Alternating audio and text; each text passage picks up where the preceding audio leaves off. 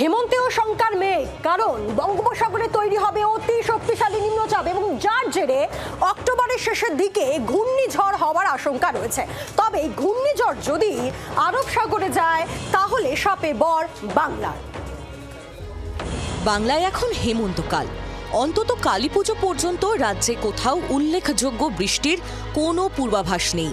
আনুষ্ঠানিকভাবে 13ই অক্টোবর বর্ষা বিদায় নিয়েছে পশ্চিমবঙ্গ থেকে, কিন্তু বিদায়ের এই মুহূর্তে আবহাওয়াবিদরা ঘূর্ণিঝড়ের ইঙ্গিত দিচ্ছেন। পরবর্তী ঘূর্ণিঝড়ের সম্ভাব্য তারিখ 27শে অক্টোবর দাবি করল বেশ কয়েকটি আন্তর্জাতিক আবহাওয়া গবেষণা মডেল।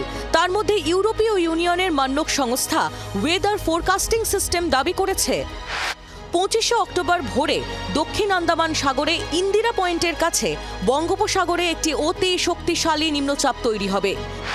নিম্নচাপ ক্রমশ শক্তি সংগ্রহ করতে করতে ভারতের মূল ভূখণ্ডের দিকে এগোবে। 27শে অক্টোবর সকালের দিকে একটি ঘূর্ণিঝড় তামিলনাড়ু উপকূলের কাছে আসবে। এরপর সেই সময় বাতাসের অভিমুখ অনুযায়ী দিক পরিবর্তন করবে। ঘূর্ণিঝড় নিয়ে পূর্বাভাস আগে থেকেই ছিল। দুটি আন্তর্জাতিক আবহাওয়া গবেষণা সংস্থা একেবারে নির্দিষ্ট দিন জানিয়ে দিল 27 তারিখেই তৈরি হতে পারে ঘূর্ণিঝড়।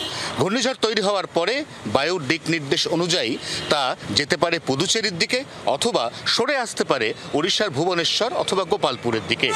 এখনো পর্যন্ত মডেল যেটা শো করছে পন্ডিচেরির দিকে, কিন্তু আরেকটি মডেল শো করছে ভুবনেশ্বরের দিকে।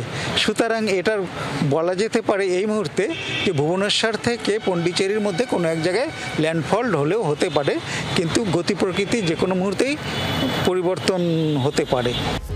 যদি এটি শেষ পর্যন্ত পুদুচেরি উপকূল হয়ে আরব সাগরে যায় তাহলে শাপে বর হবে বাংলার, আকাশ হবে ঝলমলে মেঘমুক্ত।